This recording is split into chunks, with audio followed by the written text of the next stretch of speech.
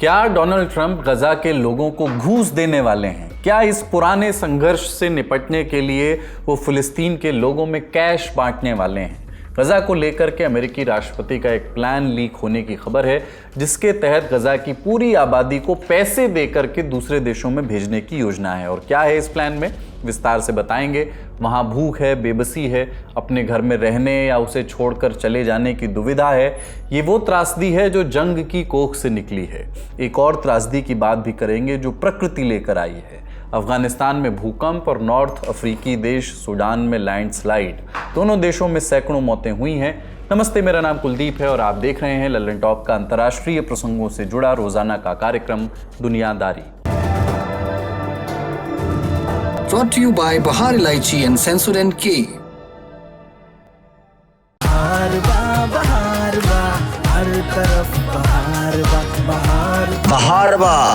हर तरफ बहार। पहले कुदरत के कहर की बात करते हैं। अफगानिस्तान में आए भूकंप में मरने वालों की संख्या 48 घंटों में ही 1400 के पार हो गई है। 3000 से ज़्यादा लोग घायल हैं। सबसे ज़्यादा नुकसान कुनार और नंगरहार प्रांत में हुआ है। तालिबान सरकार के मुताबिक कुनार प्रांत के चौकी, नूरगल, सोकी, वाटपुर, मनोगी और चपादारे ज़िले में दर्जनों गांव तबाह हो गए हैं। कुछ गांव तो ऐसे हैं जहां 90% तक लोग या तो मारे गए हैं या घायल हो गए हैं। माने पूरे के पूरे गांव ही इस भूकंप में खत्म हो गए। रात 12 बजे भूकंप आया। झटका बहुत तेज था। मेरे पास अब कुछ भी नहीं बचा, सब कुछ तबाह हो गया। अभी भी जमीन हिल रही है। मैं अल्लाह से, इस्लामी अमीरात से और अंतर्राष्ट्रीय समुदाय से मदद की उम्मीद कर रहा हूँ। मैंने सब कुछ खो दिया है।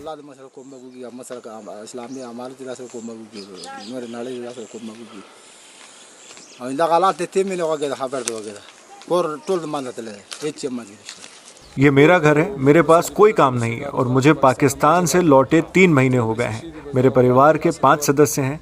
मेरे पिता और मेरे चचेरे भाई की इस हादसे में मौत हो गई। अफगानिस्तान हिंदुकुश पर्वत श्रृंखला पर स्थित है, जहां भारतीय और यूरेशियन टेक्टोनिक प्लेट्स आपस में टकराती रहती हैं और इससे यहां अक्सर भूकंप के झटके दर्ज किए जाते हैं।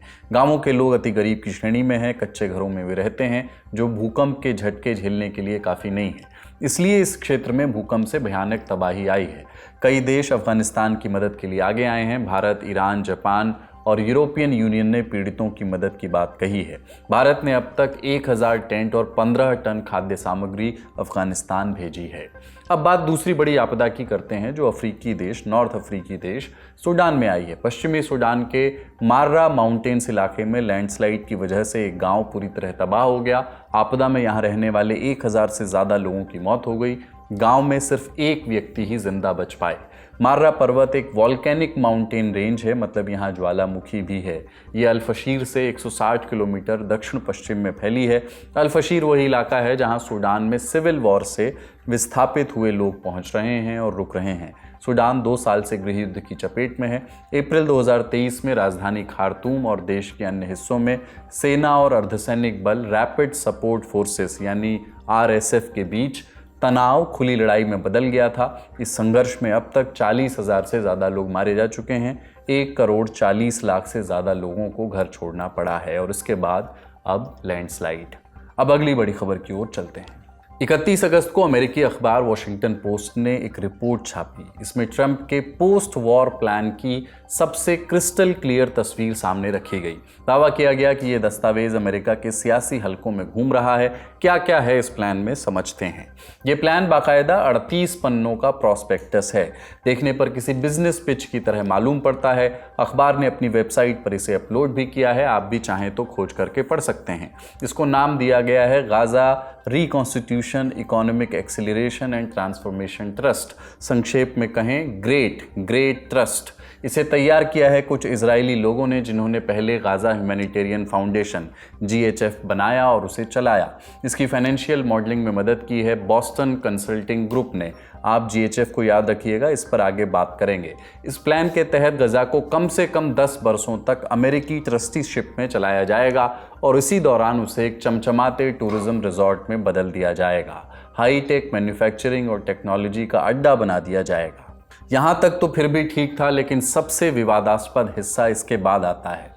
दरअसल प्लान कहता है कि गजा की 20 लाख से ज़्यादा आबादी को अस्थायी तौर पर रीलोकेट किया जाएगा। शब्दों का इस्तेमाल भी देखिए, रीलोकेशन को वॉलंटरी कहा गया है, यानी स्वेच्छा से।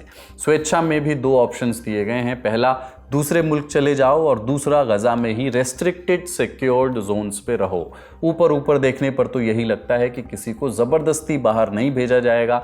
आप कहेंगे कि क्या दिक्कत है, जब तक सब कुछ नए सिरे से बने तब तक गजा के लोग सिक्योर्ड जोन्स में रह सकते हैं। अब सिक्योर्ड जोन्स की सिक्योरिटी कितनी होगी वो तो बात की बात है, लेकिन इस प्लान में लोगों को गजा में ही ठहरने से रोकने की भी तरकीब है। एक प्रॉपर पैकेज रखा गया है जिसके तहत हर वो इंसान जो गजा छोड़कर किसी और मुल्क में जाएगा उसे $5,000 नकद, किसी और देश में 4 साल रहने का किराया सब्सिडी के तौर पर और 1 साल का राशन मिलेगा।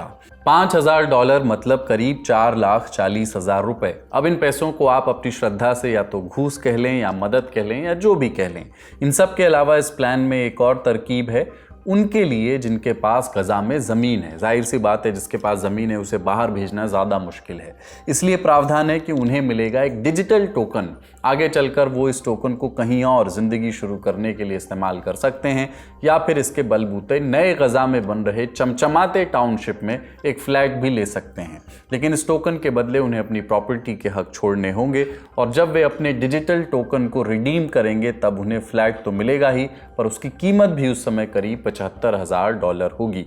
प्लान बनाने वालों का हिसाब भी दिलचस्प है।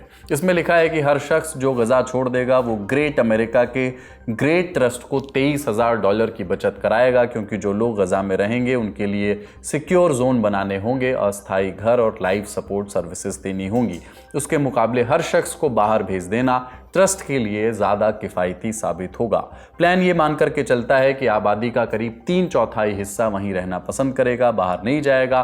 करीब 1/4 लोग नकदी वाले ऑफर को, कैश वाले ऑफर को स्वीकार करेंगे और इनमें से ज़्यादातर वापस लौटने की कोशिश नहीं करेंगे।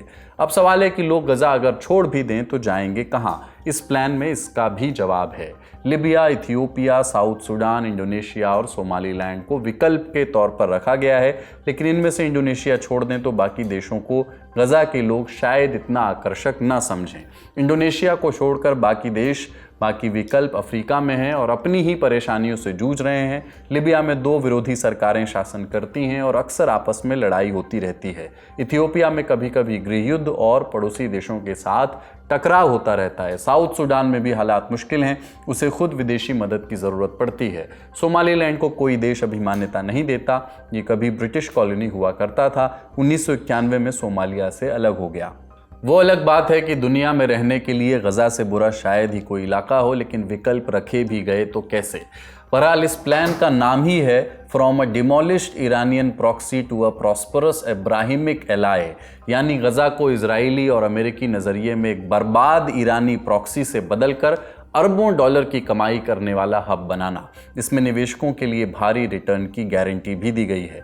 अगले 10 साल में $133 बिलियन का निवेश आएगा, जो $185 बिलियन रेवेन्यू पैदा करेगा इस प्लान के मुताबिक। और गजा के फिजिकल एसेट्स की कीमत शून्य से बढ़कर के $324 बिलियन हो जाएगी।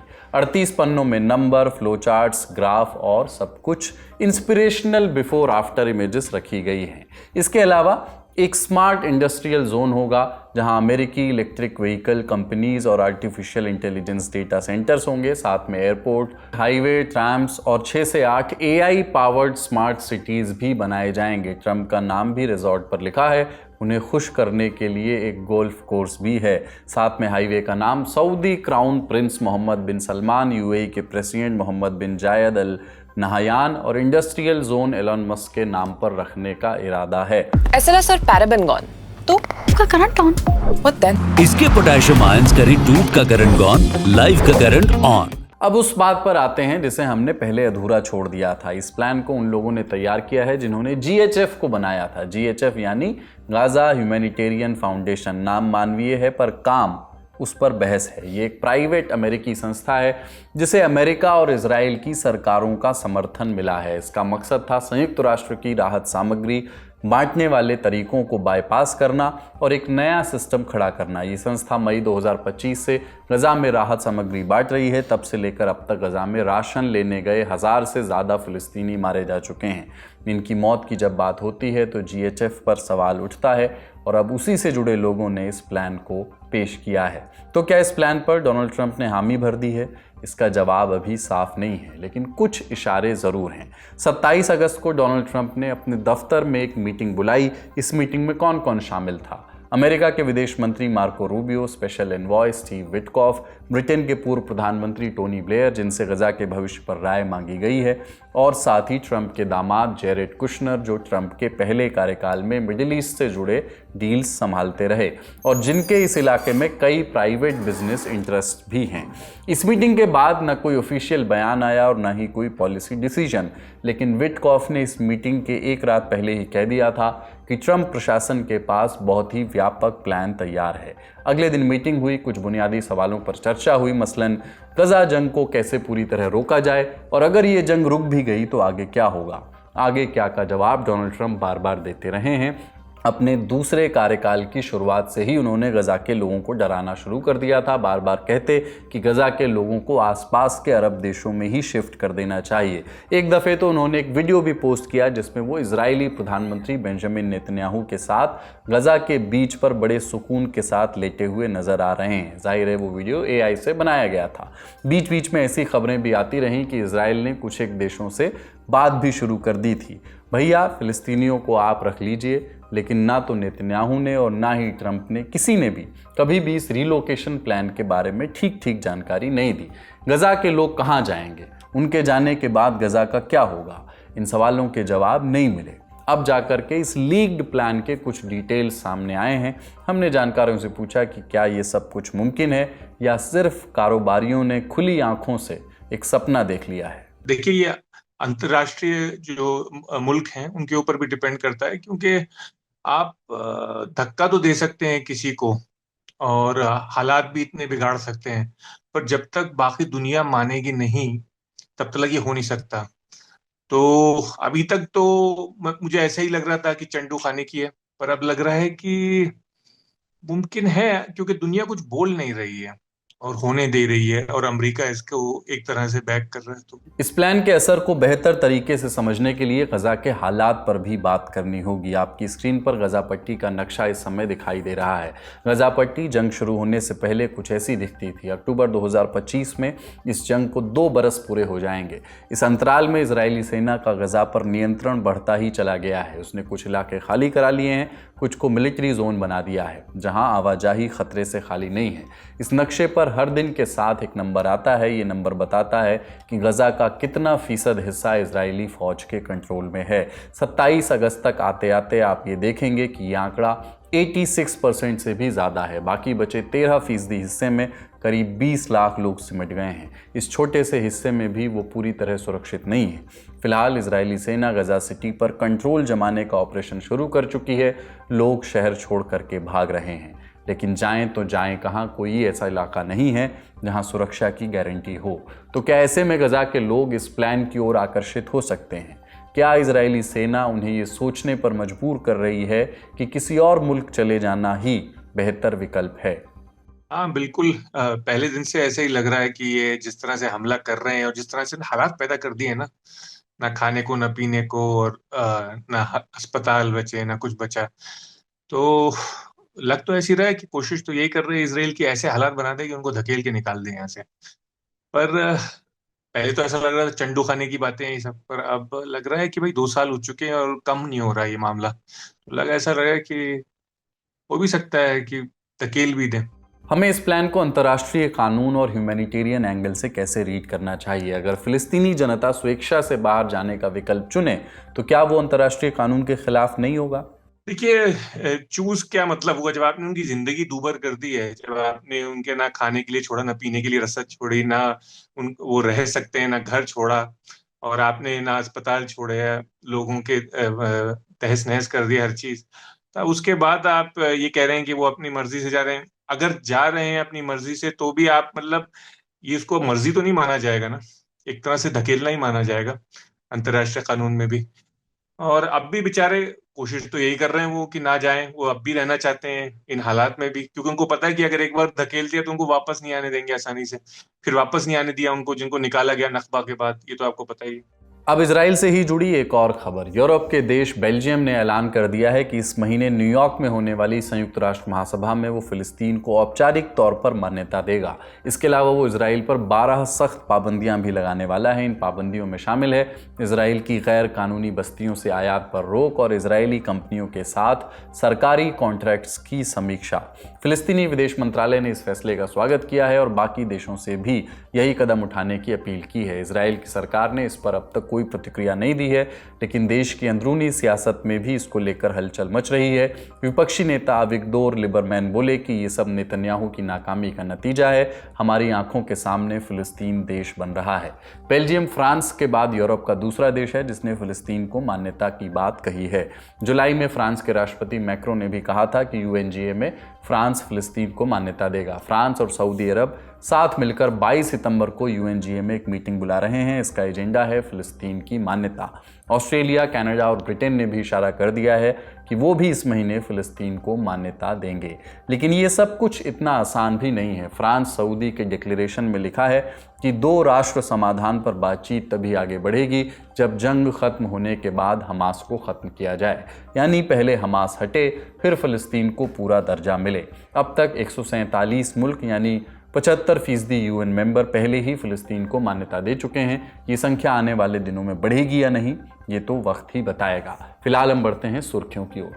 बात अजरबैजान की, जहां राष्ट्रपति इल्हाम अलीयेव ने आरोप लगाया है कि भारत अजरबैजान की पाकिस्तान से नज़दीकी का बदला वैश्विक मंचों पर ले रहा है। अजरबैजान की स्थानीय मीडिया की रिपोर्ट्स के मुताबिक भारत ने एससीओ की सदस्यता के लिए अजरबैजान की दावेदारी को खारिज कर दिया है। इसके पीछे उसकी पाकिस्तान से नज़दीकी को वजह बताया गया। अलीयेव ने कहा कि भारत के रुख के बावजूद अजरबैजान पाकिस्तान के साथ रिश्तों को प्राथमिकता देता रहेगा। तुर्की के अखबार डेली सबाह के मुताबिक अलीयेव ने चीन में पाकिस्तान के प्रधानमंत्री शहबाज शरीफ से मुलाकात की थी। इस दौरान दोनों नेताओं ने राजनीतिक, सांस्कृतिक और रणनीतिक रिश्तों पर बात की थी। दोनों देशों के बीच व्यापार और आर्थिक सहयोग बढ़ाने पर भी चर्चा हुई थी। अजरबैजान ने ऑपरेशन सिंदूर के दौरान पाकिस्तान को खुलकर समर्थन दिया था। उसने भारत के एक्शन की निंदा भी की थी। दूसरी ओर चीन ने एससीओ की सदस्यता के लिए अजरबैजान का समर्थन किया। 1 सितंबर को एससीओ समिट की साइड लाइन में चीनी राष्ट्रपति जिनपिंग ने अलीयेव के साथ द्विपक्षीय बैठक भी की। इस दौरान जिनपिंग ने अजरबैजान की सदस्यता के समर्थन का ऐलान किया था। अजरबैजान फिलहाल एससीओ का डायलॉग पार्टनर कंट्री है। जाते जाते आपके लिए एक सूचना, आज से आ रहा है ललन टॉप का नया शो सत्ता की कहानी राजधानी। प्रदेशों की राजनीति की खबर होगी उसमें, और खबर ली जाएगी सत्ता के दावेदारों की। पंकज झा के साथ उस शो को भी ज़रूर देखिए। सवाल जवाब होंगे, पर्दे के पीछे की राजनीति उसमें ज़रूर होगी। देखते रहिए दी ललन टॉप।